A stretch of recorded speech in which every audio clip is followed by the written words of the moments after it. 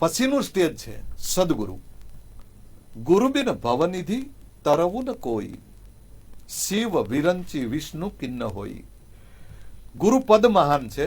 એવી રીતે મંદિરનું નિર્માણ થાય અયોધ્યાની અંદર, પછી દરેક ભાવિક ભક્તોએ પગથિયું ચડવું. મંદિર ભલે અનેક બને પણ મંદિરે જવાવાળા કોઈ નહીં હોય તો શું કરશું? સનાતન ધર્મની સાથે કેવા કેવા ચેડા થઈ રહ્યા છે એ જાણો છો આપ બધા.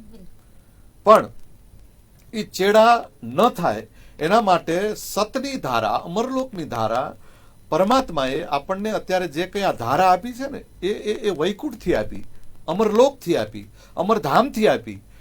અને એ સતની ધારા આજે અયોધ્યાની અંદર નિર્માણ કરી રહી છે, નિર્માણ કરી રહી છે. એને બેસણા કરવા છે કે હે સજ્જનો, હે મારા દીકરી દીકરાઓ, સાધુ સંતો અનેક રીતે તમને સત્સંગ, સતનો સંગ કરી અને તમને જોડે છે. પણ અહીંયાથી તમને કદાચ નક્કી ન થતો હોય તો આવો વાલા, અયોધ્યામાં મારા બેસણા થઈ રહ્યા છે.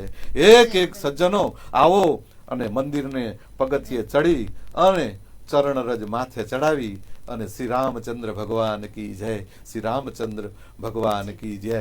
યાધિ વ્યાધિ ઉપાધિ ચ માભિતિ વિનાશય મમ સર્વ કામના સિદ્ધર્થમ. તમારી મનોકામના સિદ્ધ કરવા માટે પરમાત્મા અયોધ્યામાં પધારી રહ્યા છે. જી બિલકુલ. મનુ મહારાજજી, આપ અમારી સાથે જોડાયા અને ખૂબ જ મહત્વપૂર્ણ બાબતો આપે જણાવી, તે બદલ આપનો ખૂબ ખૂબ આભાર. તો દર્શક મિત્રો, હાલની આ વિશેષ રજૂઆતમાં બસ આટલું જ. આવી રજૂઆતો સાથે આપણે મળતા રહેશું. આપ જોતા રહો નિર્માણ ન્યૂઝ. જય શ્રી રામ.